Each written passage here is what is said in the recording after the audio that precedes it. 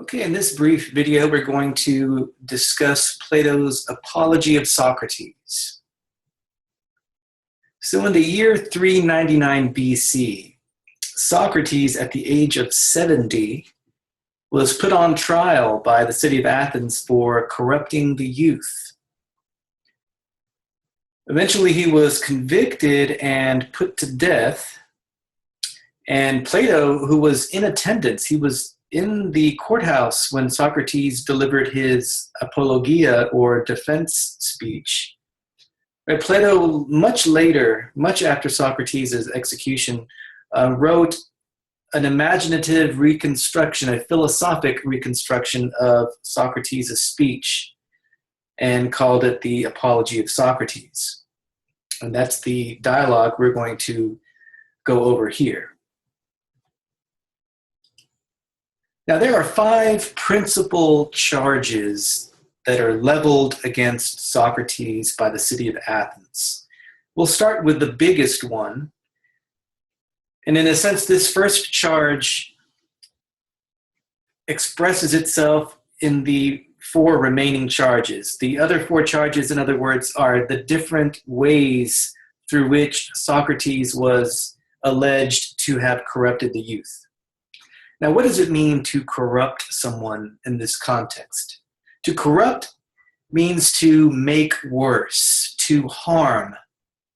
And particularly, we're talking about harming souls, harming the souls of the young men who hang around Socrates, who look up to him, who are in awe of him because he's so brilliant, who want to be like him. Socrates had this very negative influence on these ambitious, intelligent young people that would swarm around him because Socrates had a magnetic personality. He was someone that you immediately wanted to learn from and be around, especially if you were a young, bright, ambitious person in Athens. So he was thought to have been a negative influence. Now, the question that's most important to consider here is, in what sense was he considered to be a negative influence? Well, Socrates is a philosopher, right? And philosophers, more than anything else, they question the established customs and opinions of the society they're born into, right? Remember from the cave allegory, right? The philosopher is the one who is able to finally understand the distinction between the shadows on the cave wall and the sun outside of the cave. The sun represents the truth, and the shadows on the cave wall represent the distortions of the truth that one finds in any given society. Right? Every society is its own cave. Every society is governed by certain authoritative opinions, certain opinions that govern the way we think and feel. And the philosopher's job is to examine each one of those authoritative opinions about justice, about the good life, about religion, and so forth, and separate what is true from what is false in those opinions. That is philosophy. And to do so can be considered to be a dangerous thing because you are, especially if you're teaching young people to question the values and opinions of society, because you are potentially undermining their attachment to the laws and to the traditional morality and to the religious beliefs of your society. And that was considered a bad thing.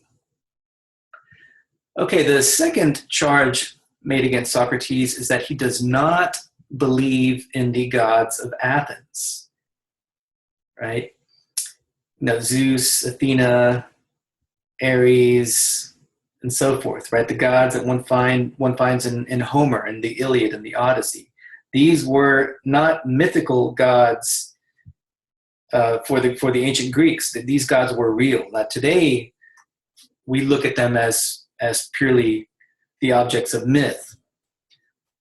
One wonders whether our gods, the gods that we hold dear in the 21st century, will be seen likewise as mythical in 2,500 years from now. That's an interesting question.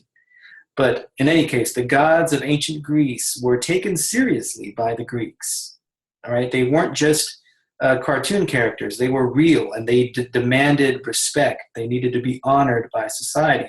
And Socrates was accused of dishonoring them by not believing in them, by not taking them seriously. So this is huge. There is no separation of church and state in ancient Greece, or actually anywhere else in the world, anywhere else in history, until the United States, the great experiment in liberal democracy in the late 1700s. So it was considered a crime to disrespect the gods, and disbelieving in them is the form of the utmost disrespect. Okay, so the Greek gods were believed to be the cosmic support for justice. They upheld and supported the laws. So ancient Greek morality was tied inextricably with the belief in the gods. Okay, so if you don't believe in the gods, that means that you don't really take the laws and customs of Athens seriously, because again, the gods were the defenders, the protectors of Athens' laws. So you can see how dangerous it would be to openly disbelieve in these gods. The third charge made against Socrates was that he studied natural science. Now, this one often puzzles my students, because science is a basic part of our curriculum, right? From grade school all the way through high school and college. You are not considered an educated person if you have not studied science. So why on earth would that be considered a criminal enterprise in ancient Greece? Well, if you think about what science is the attempt to uncover the secrets of nature, to uncover, to understand, to lay bare the cause and effect relationships in the material or natural world. Now, why would that be a suspect activity? Well, for the ancient Greeks, right, the gods intervened in natural phenomena. Right? For example, Zeus was considered the god of lightning. And one of the ways in which Zeus would dispense justice was by hurling lightning bolts down from Mount Olympus down below into the city, into the plains, and fry people who committed injustice. That's how he would dispense his cosmic justice, is through the lightning bolt. So ancient Greeks, when they saw lightning bolts, they were afraid, they were scared that Zeus was angry and that he was dispensing his wrath on people who disobeyed him. Now, that explanation for lightning and thunder, that would suffice for a pious, believing ancient Greek, but not for Socrates, or not for a scientist. See, the scientist is not satisfied with these kinds of religious explanations or supernatural explanations of natural phenomena. The scientist turns to an alternative method of arriving at the truth about nature, one that ignores completely whatever the poets say, whatever, if you will, the Bible says, or whatever the sacred religious texts of one's community happen to say on the matter. So science is the attempt to understand the workings of nature independently from any divine or religious authorities, right? So the moment you begin investigating natural phenomena on your own, using only your powers of reason as the mechanism through which you find out these truths, you are implicitly, at least implicitly, if not explicitly, saying that you don't really take all that seriously the accounts of natural phenomena, governed by the gods, that are given in the accounts of the poets like Homer and Hesiod, who are the two principal Greek poets who teach the ancient Greeks about the gods, about the Greek gods. The Greeks learn about their own gods through Hesiod and Homer, right? So the scientist is basically saying, I don't take what you guys say seriously. You guys don't know what you're talking about. I'm going to find out. You poets don't know what you're talking about. I'm going to find out independently whether lightning is really the product of some divine being named Zeus. So natural science is a suspect activity from this point of view, because again, it registers a skeptical disbelief of the gods. The fourth charge is making the weaker speech or making the weaker argument the stronger. And what that refers to is the use of clever rhetorical devices, the use of sophistry. Sophistry is the art of clever speaking, to take advantage of other people. The way a defense lawyer, let's say, uses clever reasoning, clever rhetoric or speech to convince a gullible jury to acquit his client. Okay, so Socrates was believed to be kind of a slick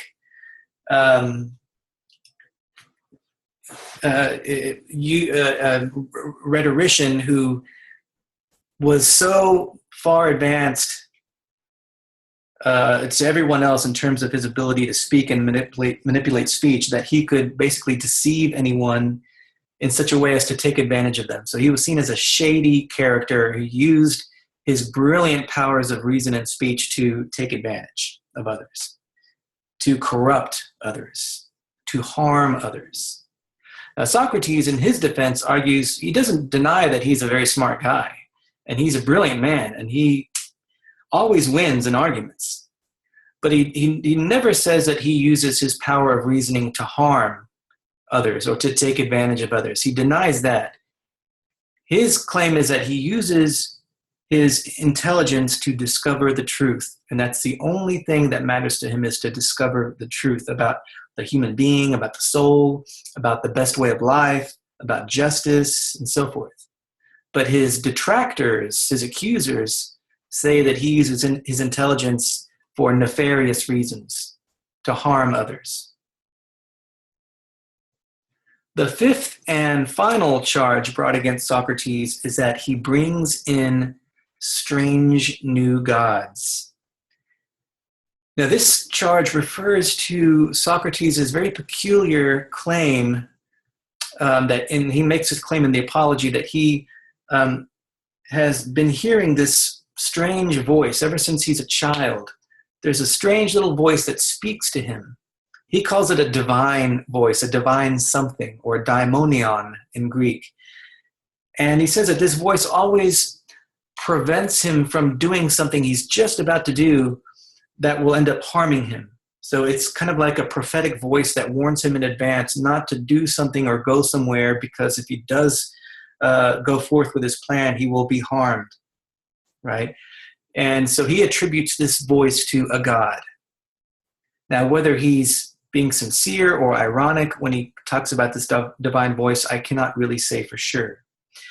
But the religious authorities did not look kindly on this, because Socrates was seen to have been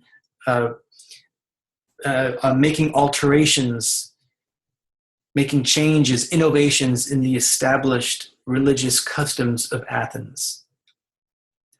So people who are guardians of a tradition, they want to maintain the tradition. They don't want to change it.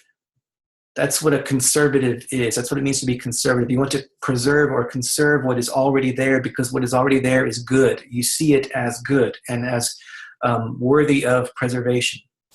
So any attempt to make changes or alterations in that established tradition are frowned upon. And Socrates, by claiming to have this special relationship with a god, and he doesn't name the god, he doesn't say it's Apollo or Zeus, he just says it's a daimonion, a divine something. By doing this, he is kind of breaking with the established religious tradition, and that is a no-no. And that is one of many examples of his alleged corruption of the youth. Now, about a third of the way, maybe a little bit less than a third of the way into the Apology speech, Socrates relates a very interesting story about the oracle.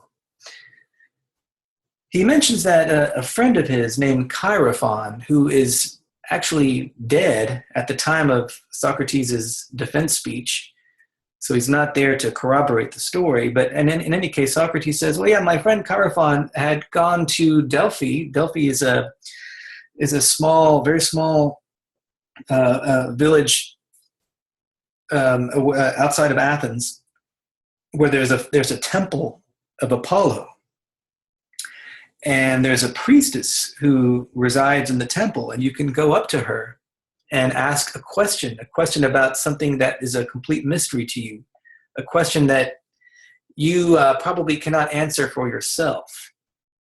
And the priestess, according to the Greek tradition, the priestess hears the question, and then Apollo sends her the answer. And the priestess goes into this trance, and while she's receiving the answer from the god Apollo, and then once she comes out of the trance, she relays the message to the questioner, but the message takes the answer to the question takes the form of a riddle. Okay, so it's not precise, it's not crystal clear. So the reply to the question is ambiguous, a little mysterious, so you have to actually think about what the reply is. So Socrates' friend Chaerephon had gone to this temple to ask the priestess if there was any man wiser than Socrates. And the priestess responded that there was no one wiser than Socrates. When Chaerephon goes back to Athens to tell Socrates this, Socrates cannot believe it. He is completely in disbelief. How in the world, he says, is it possible that I am the wisest? Because I know that I know nothing. I know that I'm ignorant. If you ask me what justice is, I can't give you a valid account, an account that is not contradictory, that is comprehensive and true. I don't have that. I don't have that knowledge. If you ask me what is beauty, I can't define that. Right? I'm the one who asks the questions because I know that I know nothing. So how can I be the wisest? Isn't wisdom the possession of knowledge about the highest things? So Socrates, completely perplexed by the oracle, decides to refute it, to disprove it, to show that he is not at all the wisest. So he goes out into the marketplace in Athens, where it's a public square where everyone congregates, people of all classes, of all walks of life. So he goes to the marketplace, and he confronts or examines or speaks to, questions 3 different classes of Athenians in the hopes that he will find at least one man who is clearly wiser than he, and thereby disprove the oracle. So he starts with the politicians, and then he goes to the poets, and finally the craftsmen. So with the politicians, that's where he starts, because you would expect to find a wise man there, right? Because to be a statesman, to be a president or a ruler, suggests the possession of some kind of preeminent wisdom, because you're the shepherd of your people. So you have to have some understanding of justice, of political orders. You have to understand political science. You have to have some vision of the good life for your people, something that you aspire to establish and maintain for your people, a way of life based on some understanding of the comprehensive human good and so forth. So that's a smart place to start if you want to find a wise person. He doesn't find any wise men among the politicians. He finds many men and many politicians who think that they're wise, but in fact are not. But he doesn't find any wise ones. Then he goes to the poets. The poets are the creators of the horizon of meaning, the cosmic worldview that governs the ancient Greek consciousness. Right? It is through the poets that the Greeks learn about the gods, for example, and about ancient Greek understanding of justice, which is tied to the gods. And Socrates doesn't find any wise poets. In fact, he says that the poets that he speaks with don't even understand their own poems. He says that they write what they write not from wisdom, not from knowledge about the gods or about the cosmos, but through some kind of inspiration or through nature or through some kind of wild imagination. So the poets, in other words, are not philosophers. They don't know the truth, but they think that they're wise. And then lastly, he examines the craftsmen, the manual artisans, people who make things with their hands, technicians, right? Artisans, so shoemakers, house builders, right? That sort of thing. And they actually have a knowledge that Socrates lacks. They have a knowledge of their craft, right? The house builder knows how to build houses. Socrates doesn't have that knowledge. The shoemaker knows how to build shoes. Socrates doesn't have that knowledge. If you want to give 21st century references, you can say the computer programmer has knowledge of laying down lines of code. Socrates doesn't have that knowledge. The automotive technician knows how to disassemble a carburetor or a fuel injection system, but Socrates doesn't have that knowledge. So yes, the craftsmen have some knowledge, but they're deficient in one key area. They don't have knowledge of what he calls the greatest things. They don't know what the just is. They don't know what the beautiful is. They don't know what the comprehensive good for human beings is. They don't understand the soul. They don't understand the divine. So all the biggest questions that philosophy deals with are completely unknown to them. So their knowledge is restricted to their narrow, specialized technical field. So he did not find a wise man among them either. Now, what do all the Athenians that he speaks with have in common, aside from the fact that they're not wise? Well, they are not even aware that they are not wise. In other words, they are ignorant of their ignorance. Or to put it yet another way, they have no self-knowledge, no self-awareness. Socrates is the only one among all of the Athenians that he speaks with who is aware that he is ignorant.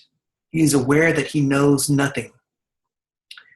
Whereas the rest of them don't even realize this.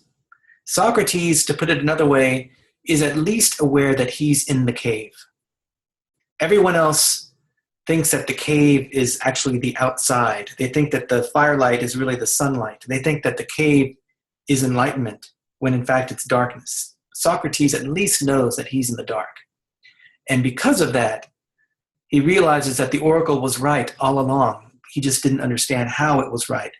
Socrates is the wisest because he alone knows that he knows nothing. He alone has self-knowledge. That's what he calls human wisdom. Let's turn to one of the most exciting passages in the Apology, and this is the electrifying cross-examination of Meletus, the chief accuser of Socrates, by Socrates, and this takes place in the dead center of the Apology, of the speech. And there are three main sections in this cross-examination. There are three arguments that are made by Socrates, and it's very fascinating. If you really want to get to the heart of this dialogue, if you want to really have a better grasp of whether Socrates is guilty or innocent on the 5 charges, you need to really dig deep in this section and read it and reread it and reread it, read between the lines, really try to make explicit what is only implicit, what is only hinted at in the speech. This is where you really get to know Socrates. So I'm gonna just briefly cover a few things, and I'm not going to give everything away because I don't want to rob you of the experience of discovering this on your own. Okay, so the first section in this 3-part cross-examination, Socrates gets the gullible and not very bright Meletus to accuse Socrates, or to argue that everyone in Athens benefits the youth, educates the youth, and that only Socrates makes them worse. Now, as soon as Socrates gets Meletus to make this outrageous claim, Socrates is able to pounce on Meletus and show him that this is absurd. This is absolutely ridiculous to say that everyone educates the youth, but only one person corrupts them. Shouldn't it be the other way around? After all, education is a specialized skill, right? Not everyone has the knowledge to be a good educator, just as flying a jet aircraft is a specialized skill. Not everyone in society knows how to fly a jet plane. So I tell my class, right, if we were all to try to land an Airbus A380 without any assistance from a co-pilot or anyone in the on the ground, if we were to do it just by ourselves, what are the odds that we would land the plane safely? And typically, I've never had an American Airlines or Emirates pilot in my classes, so we all agree that the plane would get destroyed because we don't know what we're doing. We're not experts. So same thing with education. To be a good educator would seem to require knowledge of human nature, knowledge of the human soul, knowledge of what virtue or excellence looks like, and in addition to that, a knowledge of what practices, what kind of curriculum, what kind of habits could bring about that excellence in the soul of a young person. So you'd have to have a certain wisdom there. Not everyone has that wisdom. Most people do not have it. So if you were to entrust the youth to just everyone in the city, since most everyone will not be wise with respect to education, the result would be that the youth would be harmed because they would be educated by people that don't know what they're doing. So if you want to have your child educated properly, you send him or her to someone who is actually wise with respect to education. And that will be a member of a minority, not of a majority. That will be someone with that specialized knowledge, that very unique knowledge. So to say that Socrates is the only one who harms the youth and everyone else educates them is to get it backwards. The second argument Socrates makes is a very interesting one. He argues to Meletus that he would never intentionally, purposely harm the youth.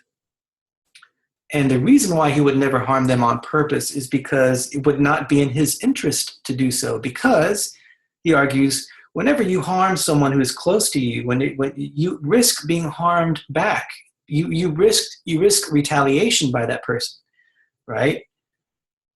And therefore, Socrates would not risk being harmed in return, right? He has nothing to gain, in other words. He only has something to lose. Therefore, he does not harm the youth on purpose.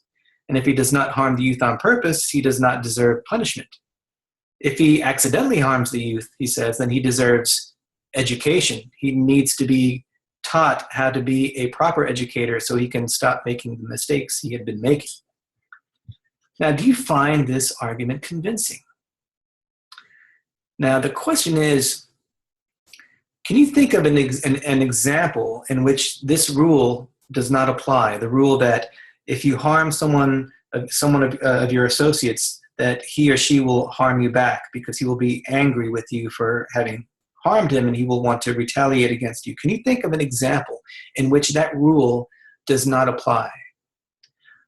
Can you think of an example relating to a philosopher teaching young people how to be clever reasoners and debaters and investigators and inquirers? Can you think of an example relating to that in which the youth might be harmed, might be said to be harmed, but not angry with the philosopher, with the teacher for having harmed them?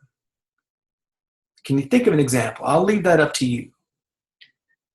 And then the third section in the cross-examination, this is where they talk about the charge of not believing in the gods of Athens. And Socrates, he gets Meletus almost right off the bat to accuse Socrates of being an outright atheist. And Socrates then points out, he sets Meletus up on this one. And again, Meletus is not terribly intelligent. He's not a very smart guy. He's easily led by the nose by Socrates down these blind alleys and then made a fool of. So then Socrates points out that Meletus actually contradicts himself, because in the indictment, the official indictment against Socrates, Meletus accuses Socrates of not believing in the gods of the city, the gods of Athens, but in other strange new gods. Whereas here, Socrates gets Meletus to accuse Socrates of outright atheism. So clearly, both accusations cannot be true. Either he believes in other gods or he is an outright atheist. So which is it? So Socrates basically ridicules Meletus, shows the jury how silly and thoughtless Meletus is by pointing to this contradiction. Interestingly, however, in this section, Socrates never addresses the core charge, the damning charge of not believing in the gods of the city. He does not say one way or the other whether he believes in Athens' gods.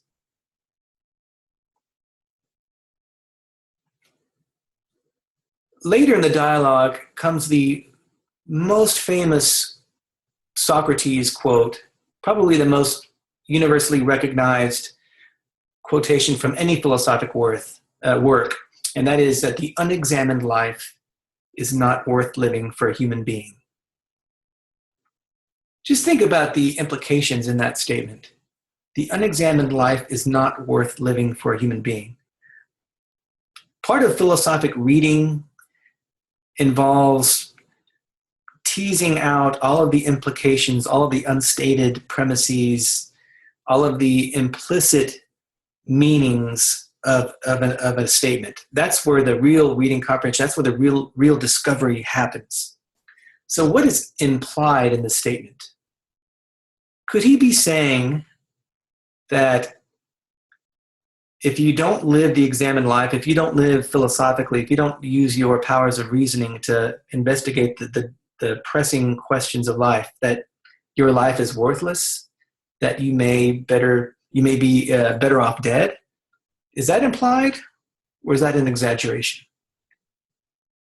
I'll let you think about that. For Socrates, what distinguishes human beings from other living things, from inanimate objects as well, is that we have reason. And reason, that is our distinguishing characteristic as human beings. And so therefore, to be truly human, to live up to our full potential of full humanity, we have to use our reason to discover the truth about how to live well. And philosophy is the tool that lets us at least make progress in the discovery of the comprehensive human good.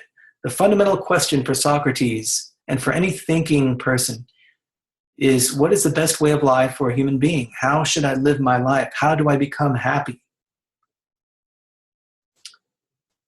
So Socrates is focused on getting young people, getting his fellow citizens to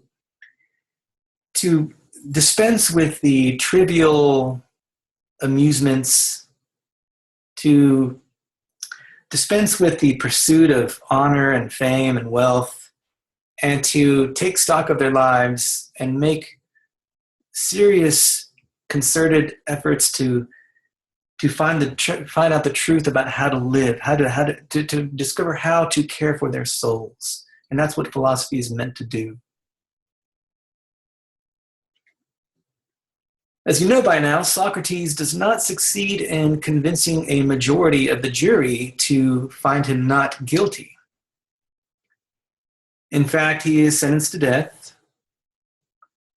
And according to Athenian legal custom, the condemned man is given one chance to offer a counter proposal, a counter penalty. Now, Socrates could have said, well, you know what, instead of killing me, why don't you exile me and just kick me out of Athens and I'll go live somewhere else for the rest of my life and never come back to Athens. He could have proposed that, and maybe the jury would have given him that option, but he doesn't. He makes this outlandish proposal. He says that instead of execution, what he really needs, what he really deserves, is to be given free meals for life in the Prytaneum, which was the hall of fame for the Olympic athletes, the gold medalists, the victors. And the Greeks invented the Olympic Games, and they revered and honored great athletes. The Greeks were a very competitive people, a very athletic people. They championed greatness and excellence. They deified almost these Olympic victors. So Socrates says he's more deserving, in fact, of the honors in the Prytaneum and the free meals than the actual Olympic victors. And why is this the case? He gives this kind of just jaw-dropping explanation. He says, because the Olympic athletes only make you seem happy, whereas I, Socrates, make you be happy. They only give you the appearance of happiness. They only gratify you. They only amuse you. They only allow you to forget your troubles for an hour or two, and then you go back to your miserable life. Whereas I, Socrates, I'm not here to entertain you or gratify you or amuse you. That's not what I'm about. I'm here to tell you the hard truth, to inspire you to look into your soul and to live a better life. I have what it takes to make you be happy. Well, suffice it to say that counterproposal is ineffective and the guilty verdict stands. Socrates' parting words to the jury is that it is now time to depart, I to die and you to live. Which of us takes a better path is unclear to everyone except the God.